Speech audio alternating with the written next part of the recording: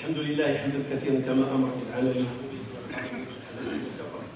واشهد ان لا اله الا الله واشهد ان سيدنا محمدا سيد الخلائق والبشر اللهم صل وسلم وبارك عليه وعلى اله وصحبه وسلم. اما بعد, on a commencé la série sur la foi parce qu'on a fini, on a dit que les deux derniers piliers ont eu lieu, le jeûne et le pèlerinage, et on a commencé la foi dans la deuxième question qu'a posée Jibril au prophète sallallahu alayhi wa sallam, c'est quoi la foi? Et on a parlé de la crise de la foi. Aujourd'hui, on va parler que la foi, c'est une question d'état de prédisposition. La prédisposition, c'est la fitra. Il y en a qui appellent la fitra la nature humaine, mais la réalité, c'est la prédisposition. Comment Allah subhanahu wa ta'ala nous a disposé. Quand il nous a créés, il nous a mis dans un état. Je vais vous donner un exemple. Quand vous achetez un produit neuf au magasin, il est plastifié, il est cartonné, il est dans un emballage. Peu importe la nature du produit, que ce soit électroménager, que ce soit électronique, peu importe. Tout produit neuf, il est emballé. C'est la règle. Pour montrer comme quoi il n'a pas été utilisé et ce n'est pas une chose d'occasion. C'est ça la prédisposition. Allah subhanahu wa ta'ala, dans sa création de l'être humain, il l'a créé dans un état de prédisposition. Vous pouvez la comparer à la chose emballée. Et après le déballage, on fait de la chose qu'on veut. Et là, c'est celui qui exploite le matériel qui est responsable de l'exploitation du matériel. C'est-à-dire un couteau dans son emballage, c'est pour travailler dans la cuisine, mais maintenant, si quelqu'un décide d'agresser avec un couteau, est-ce que le producteur est responsable de cela? Il n'est pas responsable, parce que celui qui a fabriqué ce couteau, c'est pour un usage utile et non inutile. La même chose pour la voiture, la même chose pour la télévision. Nous, on est les responsables. Il est en état d'emballage, tout est à la position initiale, programme initial, et c'est l'être humain qui développe la chose et qui fait ce qu'il en est, dans son usage et dans son exploitation de la chose. C'est ça l'état de la prédisposition. Allah nous a créés dans un état initial. On est sorti dans ce monde, dans cet état. Et le prophète sallallahu alayhi wa sallam l'a confirmé. Il a dit tout nouveau-né, il naît selon... Plutôt, on n'utilise pas ça, il naquit selon un état de prédisposition. Il est prédisposé à être un bien ou un mal. Mais ce sont les parents qui font de ces enfants, de ces nouveau-nés, un juif, un chrétien, un adorateur de feu, ceux qui adorent l'énergie. Et bien sûr, un musulman. C'est-à-dire le milieu, l'environnement, la famille, les parents, ils ont un rôle à jouer dans l'éducation des enfants, et ce sont eux qui font le mauvais usage de ce produit qui a été fait à la base d'adorer Allah subhanahu wa ta'ala. Et c'est pour ça Allah le dit, le verset le confirme. Je n'ai créé les djinns et les humains que pour adorer. C'est quoi adorer? C'est-à-dire je les ai mis en état d'adoration. C'est-à-dire l'état initial de notre création, c'est un état d'adoration. C'est-à-dire, si on laisse l'être humain entre lui et l'état de la prédisposition, il ne choisira que la ilaha illallah. L'être humain, s'il suit sa fitra, il répond positivement à la fitra, il ne peut pas être mécréant. C'est à la base. La création, c'est celle-là. Alors, pour confirmer cela, je vais vous citer aujourd'hui une histoire, pour bien argumenter ce que je viens de dire, l'histoire des sorciers de Pharaon. Les sorciers de Pharaon, comment la prédisposition va se manifester. L'histoire des sorciers de Pharaon, c'est avec Moussa, le face-à-face. Moussa, Allah subhanahu wa ta'ala, lui a donné un bâton. Ce n'est pas un bâton qui est descendu du ciel. C'est un bâton que Moussa avait l'habitude, il était berger quand il était à Médiane. Il était berger, il avait un bâton, comme tout berger, il a un bâton pour surveiller son troupeau. Et quand il a été à la première rencontre avec Allah subhanahu wa ta'ala, Allah lui a dit, c'est quoi? Qu'est-ce qu'il y a dans ta main droite? Il lui a dit un bâton. Il lui a dit, je suis berger, je surveille mon troupeau et je fais d'autres choses avec. Alors Allah lui dit, lance ton bâton. Il a lancé le bâton, qu'est-ce qu'il est devenu? Un grand serpent. Ben, Moussa a eu peur, Allah lui a dit, n'aie pas peur. Je t'ai choisi, je t'ai dit, tu es mon serviteur. On arrête. Ça, c'est la première manifestation du bâton et du grand serpent. La deuxième manifestation, c'est quand Moussa va rencontrer Pharaon avec son frère Haroun. Ils sont partis voir Pharaon et il l'interpelle pour le Seigneur de l'univers et il dit, c'est quoi ta preuve? Alors Moussa il lance son bâton une deuxième fois et le bâton devient un serpent. Ceux qui étaient autour de Pharaon, son cabinet si on veut dire, Haman et la suite, et on dit, lui et son frère ce sont des grands sorciers. Et on a le remède. C'est quoi le remède? On va leur appeler des grands sorciers comme eux. Il faut savoir une chose, une parenthèse. Tout prophète vient dans une époque avec ce que sa communauté maîtrise. Isa, à un certain moment de sa communauté, ils étaient les maîtres de la médecine. Et Isa, il est venu avec la médecine. Il avait la facilité, Allah lui a donné cette bénédiction de guérir le lépreux, celui qui n'entend pas, celui qui ne voit pas. Il lui a donné cette facilité. Parce que le domaine, la société maîtrisait la science. Moussa, la société pharaonite, elle maîtrisait la sorcellerie. Ils étaient maîtres de la sorcellerie. D'ailleurs, jusqu'à présent, les pyramides, ils sont considérés comme un secret, un énigme. On n'arrive pas à percer le secret des pyramides. On n'arrive pas. Comment ils ont été préservés, comment ils ont été construits. Il n'y a que des hypothèses. Mais la réalité, personne n'a tranché. Même comment les corps sont préservés et comment les trésors ils n'ont pas pu être volés. Et ceux qui ont arrivé à accéder aux trésors, ils sont morts. Tout ça, comment ça se fait? C'est que les pharaonites, ils étaient des maîtres de la sorcellerie. C'était des grands sorciers, des grands magiciens. Alors ils ont cru que ce qu'il a ramené Moussa, c'est de la magie. Alors on va lui ramener des magiciens, des sorciers comme lui. Alors ils se sont donné rendez-vous un jour, la matinée, la clarté du matin. Ils se sont rassemblés. Et regardez, parce que moi je veux parler de la fitra. Dans ce sermon, on veut parler de la fitra, la prédisposition. Les sorciers du pharaon, quand ils sont rentrés, ils étaient sûrs d'eux. Ils étaient arrogants carrément. Tu vas bien nous payer si on est des gagnants? Il leur a dit oui, je vais bien vous traiter, et vous allez être parmi mes proches. Pourquoi? Parce que là, le face-à-face, il en découle beaucoup de choses. Il en découle, si jamais il perd, Pharaon va perdre sa personnalité au sein de sa communauté. Il va perdre sa notoriété. Il va perdre ce qu'il a toujours prétendu être le Seigneur suprême. Donc, je vais bien vous gâter, vous allez être proches de moi. Et ils vont sauver, bien sûr, son trône. Et ils vont déchus, ils vont vaincre plutôt Moussa et Haroun, et le problème du peuple israélien va être réglé. C'est fini. Il ne peut plus réclamer le peuple d'Israël de sortir de l'Égypte. Il y a tout un ensemble de retombées si jamais Moussa perd. Et tout un rendement et en profiter si jamais le sorcier gagne.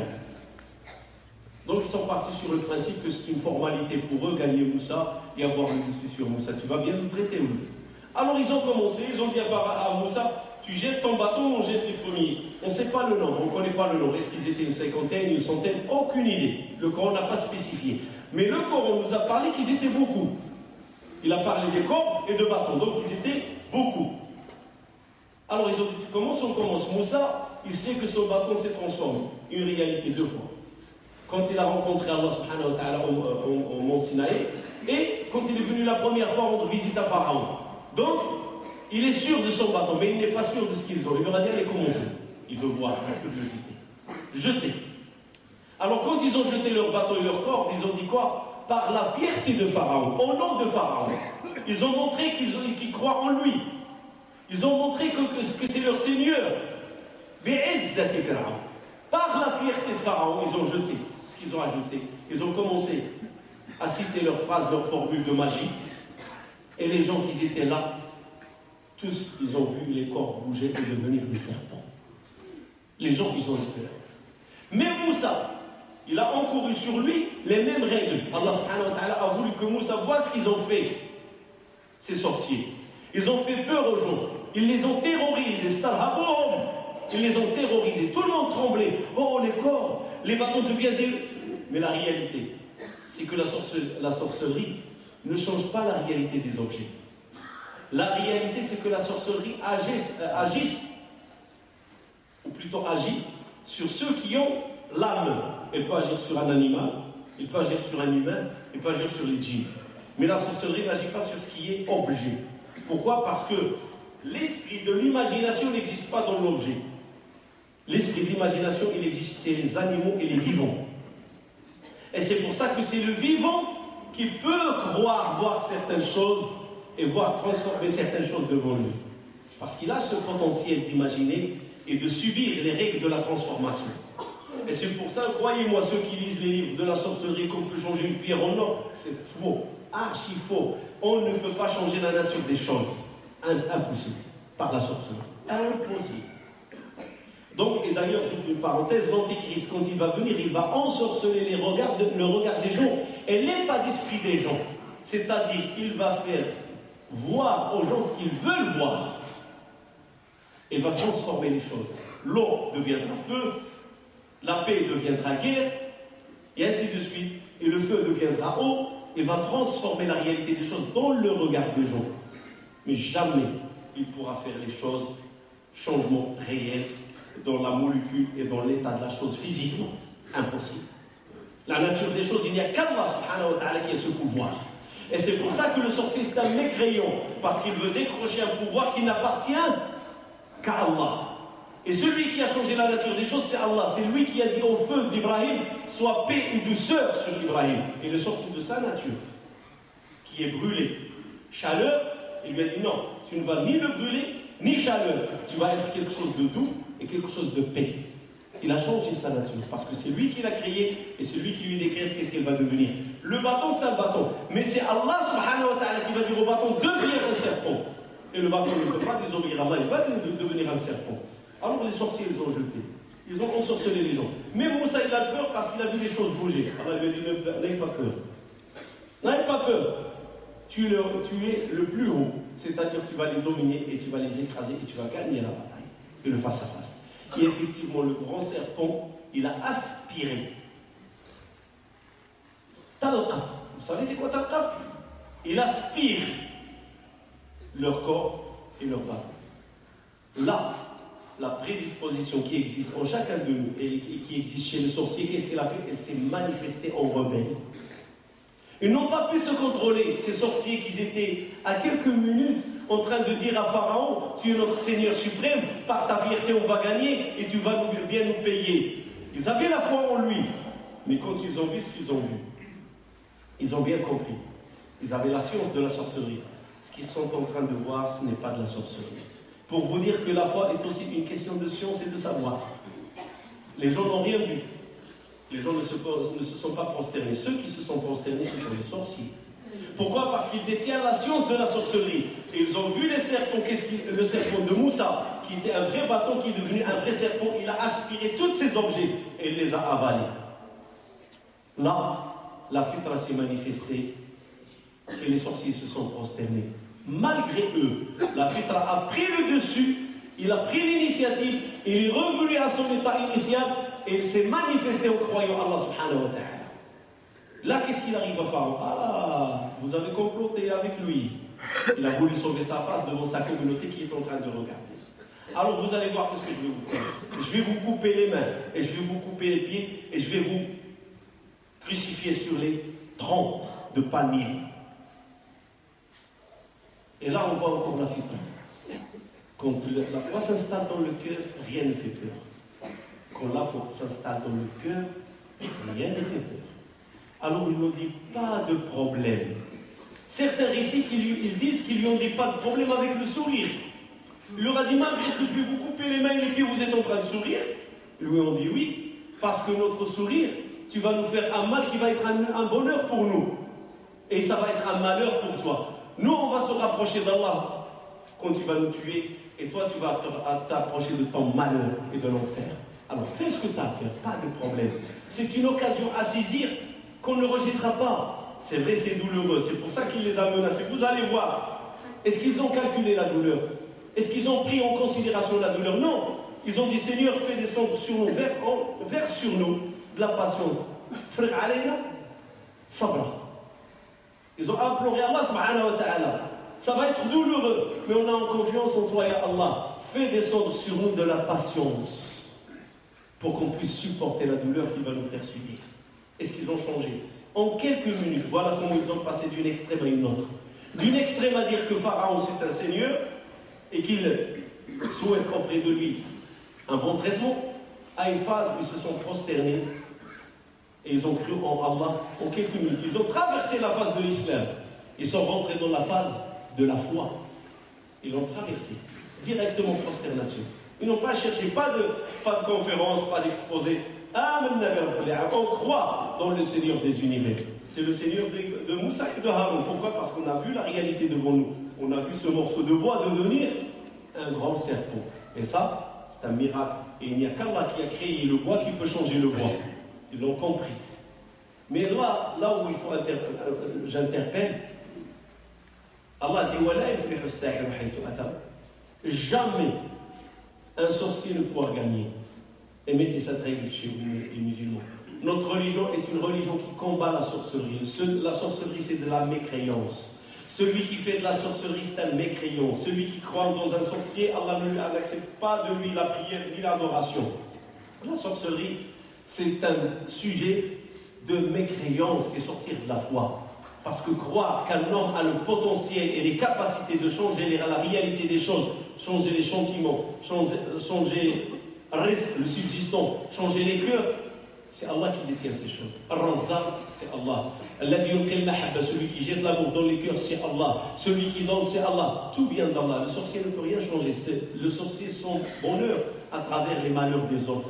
Et Allah le dit, il n'est pas gagnant le sorcier. Combien de musulmans il porte dans son portefeuille des talismans, il te dit, pour faciliter? Combien de musulmans? Combien de musulmans ils ont des talismans chez eux à l'entrée de la porte pour repousser l'œil? Combien de musulmans ils ont le machin là que font le cheval, le fer, comme je ne sais pas comment on l'appelle? Combien de musulmans te dit pour repousser les? Tout ça c'est de la mauvaise foi. Tout ça c'est rentré dans le monde de la sorcellerie. Il est temps que les musulmans cessent de ces choses. Vous êtes une umma modèle. On n'est pas un umma de talisman ou un umma qui va faire ces objets devant chez elle. Malheureusement, on est une umma de science, on est une umma de savoir, on est une umma qui doit éclairer les autres nations. Et aujourd'hui, malheureusement, je le dis, je le répète, il y a certaines personnes qui ne sont pas musulmanes, et quand ils veulent chercher des talismans, ils commencent à demander où sont les talibs musulmans. Induire les gens dans l'égarement. Une umma qu'Allah a fait sortir les gens pour qu'ils les guident vers la droiture. Il y a parmi elles des gens qui guident les gens vers l'égarement. Le sorcier ne peut vaincre, le sorcier ne peut gagner. Allah seul change les choses. Et l'islam nous a montré comment changer les choses si on veut. C'est l'invocation, c'est l'adoration, c'est renforcer sa foi, et c'est avoir la foi en Allah subhanahu wa ta'ala. C'est très important. Et donc, on est obligé de méditer dans des choses. Et d'ailleurs, quand ils lui disent pas mal, on va mourir, on va mourir. La mort est une réalité. Ça fait partie de la fitra. La fitra, elle sait qu'il y a un début, qu'il y a une fin. Toute fitra le sait. Alors on va mourir, alhamdoulilah. Allah t'a mis sur le chemin pour nous faciliter le chemin du paradis. Et quand on parle de la mort, j'aimerais bien venir sur le décès du jeune Bachir. Ce jeune garçon qui est mort samedi dernier, la nuit du dimanche matin, suite à un accident. On ne va pas rentrer dans les détails. Aujourd'hui, il y avait la prière mortuaire, c'était à la mosquée Blanc-Cabane. Aujourd'hui aussi, je suis parti à la mort. J'ai lavé 2 petites filles qui viennent de naître, 6 mois de grossesse, qui sont mortes de jumeaux. On va faire la prière, Inch'Allah, après la salade. Et dans la mort, un responsable m'a dit qu'il y a encore un jeune musulman qui vient de mourir d'un accident. Ici à Maldos. Je ne sais pas si c'est vrai, mais c'est un responsable à la mort qui m'a informé. Il m'a dit qu'est-ce qu'ils ont les jeunes musulmans. Et moi j'interpelle la jeunesse. Est-ce que votre sort, je le dis, je le répéterai, est-ce que le sort de la jeunesse musulmane c'est l'échec scolaire? Est-ce que le sort de la jeunesse musulmane dîner? Est-ce que le sort de la jeunesse musulmane voler? Comme j'ai appris qu'avant-hier, il y a des jeunes de 15 ans, ils ont attaqué une dame de 60 ans, ils lui ont arraché son sac. Ici, station du tram Mosson, l'ancien terminus. Est-ce que c'est ça qui est accordé à la jeunesse musulmane? Est-ce que c'est ça, Allah subhanahu wa ta'ala, qu'est-ce qu'il veut de cette umma de foi? Est-ce que c'est cela là, notre projet pour la communauté? Est-ce que c'est ça qu'on veut faire de nos jeunes? Parfois ça m'intrigue, c'est vrai, je vois qu'il y a beaucoup de jeunes qui sont là. Je ne m'adresse pas à vous, mais c'est à vous de transmettre un message. Moi je ne peux pas être l'interlocuteur de toute la communauté, mais vous l'êtes. Il faut transmettre le message. Est-ce que c'est ça ce qu'on attend de notre jeunesse? On attend de notre jeunesse qu'il soit à la hauteur des Sahara de Pharaon, les magiciens de Pharaon. La foi qui se répand, qui reconnaît la fitra et qui se prosterne entre les mains d'Allah. Cet homme, Allah lui a donné un livre, il lui a donné un prophète, il sait où est la vérité et il la transmet aux autres. Et c'est ça notre devoir. C'est pas notre devoir d'arracher, dire voilà qu'est-ce qu'ils font les musulmans. C'est pas notre devoir que chaque fois on enterre un jeune qui a fait un accident suite à une soirée. Voilà qu'est-ce qu'ils font les musulmans. C'est pas notre rôle d'entendre parler arrestation de dealers. C'est pas notre umma. Notre prophète est innocent sallallahu alayhi wa sallam de ces choses. Ça fait pas partie de nous. On a été chercher les choses. Est-ce que nos enfants sont sortis du ventre de leur mère avec des seringues? Vous êtes sortis du ventre de votre mère avec la fitra et la pureté. Et avec la ilaha illallah, la aqiqa, on a égorgé du mouton, on a fêté votre naissance. Et qu'est-ce qu'il y en a après? Parfois, la personne se sent mal dans sa peau, dire c'est un musulman. Mais il y a un problème réel. Et ce problème, vous savez, j'ai commencé avec un hadith, les parents. Vous avez une tâche, les mamans, les papas. Vous avez une tâche, les parents, comment préserver la fitra de nos enfants. Il faut préserver cette fitra, la prédisposition. Allah, notre emballage, je reprends l'exemple, on est dans un emballage à la naissance pure. Et c'est nous qui faisons faux usage du produit. Inna Allah wa malaikatahu yusalluna 'alan nabi. Ya ayyuhalladhina amanu sallu 'alayhi wa sallimu. Allahumma salli 'ala sayyidina wa 'ala ali sayyidina Muhammad. Kama sallayta 'ala sayyidina Ibrahim wa 'ala ali sayyidina Ibrahim. Wa barik 'ala sayyidina Muhammad wa 'ala ali sayyidina Muhammad. Kama barakta 'ala sayyidina Ibrahim wa 'ala ali sayyidina Ibrahim fil 'alamin innaka Hamidun Majid.